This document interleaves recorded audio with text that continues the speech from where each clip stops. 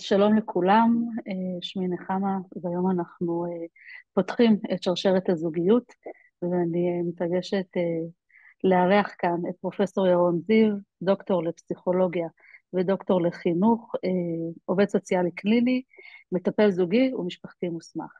אז שלום לך, פרופסור ירון. שלום, שלום, בוקר טוב. בוקר אור, והתכנסנו היום לדבר על זוגיות, פותחים שרשרת. אז איך נתחיל עם השאלה הבומבסטית? מה זה זוגיות? מרגש, מרגש. אני מרגש מאוד. מאוד להתחיל את הנושא הזה, כי זוגיות בעיניי זו אומנות, ממש יצירה אומנותית. לקחת שני אנשים, בדרך כלל במבנה המקובל גבר ואישה, למרות שהיום יש לנו גם גבר וגבר ואישה ואישה, אבל לקחת שני אנשים שונים, שבנויים אחרת, שבאים מבית שונה, שבאים הרבה פעמים מתפיסות עולם שונות, מעדות שונות, ממדינות שונות, ולחבר אותם ביחד. ולהגיד להם, בואו עכשיו תלמדו להיות ביחד 24 שעות, ותלמדו להכיר בשונות ולכבד אותה, ולקבל את אחד את השונות של השני, ולתקשר בצורה כזאת. בעיניי זו אומנות בפני עצמה, זו יצירה מרתקת, וכנראה לא סתם בורא עולם החליט שנוח צריך להביא לתיבה זוגות, זוגות, כי הוא ידע שזה מאתגר. נכון. כן, אני מאותגר מזה עד היום, כל הזמן. אז בעיקרון דיברנו על זה שאמרת, זה באמת אתגר להביא שניים ביחד, ולא בכדי זו אומנות. אז למה חשוב לדבר עליו? הרי זה קורה כבר לא מעט שנים, אם לא לומר אלפי, עשרות. חשוב לדבר על זה מכמה סיבות. א', מכיוון Mm, שהמבנה הזוגי השתנה. המבנה הזוגי השתנה והוא מזמין הרבה אתגרים והרבה קשיים. הזוגיות הקונבנציונלית שהייתה נהוגה לפני הרבה מאוד שנים, הייתה זוגיות, מה שאנחנו קוראים זוגיות פונקציונלית, או זוגיות טקסית. כן, mm, זה היה בזמנו, היו הנישואים פוליטיים.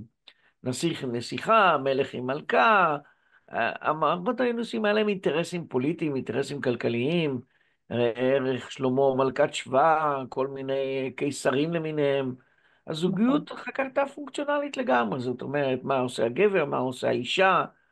הסיפור המפורסם של טרזן וג'יין מדגיש בצורה מאוד גדולה את התפקיד הגברי כגבר אלפא, ולהביא פרנסה, ולהגן, ולהילחם למען האישה שלו, והאישה אמורה להיות רכה, נעימה, מובילה רכות לתוך המערכת, מה שנקרא עסוקה בענייני הבית, עסוקה בענייני בישול, כביסה, להביא ילדים לעולם, ולכן לאורך שנים לא היה צריך לטפל, לא היה צריך לדבר על זה, כי זו הייתה תפיסת העולם.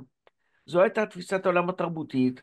גברים Mhm. חונכו במשך שנים על ידי האבות שלהם להיות לוחמים, להיות אלה שיוצאים לקרב, להיות אלה שמגינים מפני חיות הטרף. נשים חונכו במשך שנים להיות הרכות, המביאות ואחראיות על הנושא של הבית, ולא היה על זה בכלל שיח, ולא היה על זה בכלל תקשורת. נכון. אנחנו בעולם אחר לגמרי. אנחנו בעולם שונה לחלוטין. אנחנו בעולם שאם יש דבר שהוא מובן מאליו, זה ששום דבר לא מובן מאליו. אישה לא לחלוטין. בטוח היא הרכה והנכנעת והמבשלת, בטח לא כשמסתכלים על נשים בהייטק, שהן מהנדסות וחוקרות ודוקטוריות, ובטח לא כשאנחנו מדברים עלינו, על המדינה שלנו, שיש נשים שהן טייסות קרב, טנקיסטיות. איפה זה בכלל ומודל נשי רך? יש הרבה מאוד מערכות אחרות לגמרי. וגם הגברים.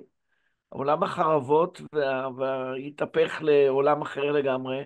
אנחנו מדברים על גברים שהם שונים, הם לא גברי אלפא, נכון. ולכן כל המבנה הבסיסי השתנה, וכיוון שהוא השתנה, הזוגיות היום נקראת זוגיות הסכמית. זאת אומרת, הדבר שהכי מובן מאליו, זה ששום דבר לא מובן מאליו. ואם שום דבר לא מובן מאליו, צריך לכל לדבר. וברגע שצריך לדבר, אז תקשורת. מתחילים ההבדלים בין גברים ונשים.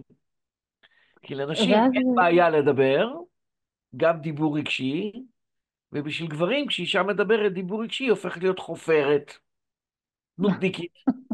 גברים הם, כמובן בסטריאוטיפ שלי, אקספטי- הם מאוד רציונליים, הם מאוד ענייניים, וברגע שמתחילים משימתיים. לדבר איתם על רגשות, אז טוב, אין לי כוח לזה.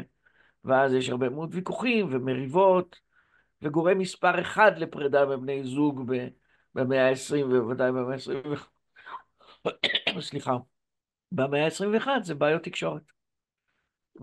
כן, לכן חייבים אה, לדבר על זה.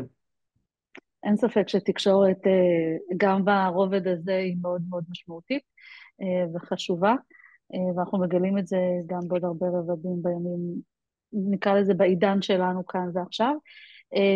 וכמו שאמרת, זוגיות זה באמת משהו שהוא מאתגר.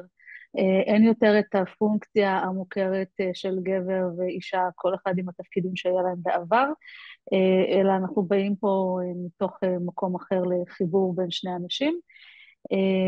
איך אנחנו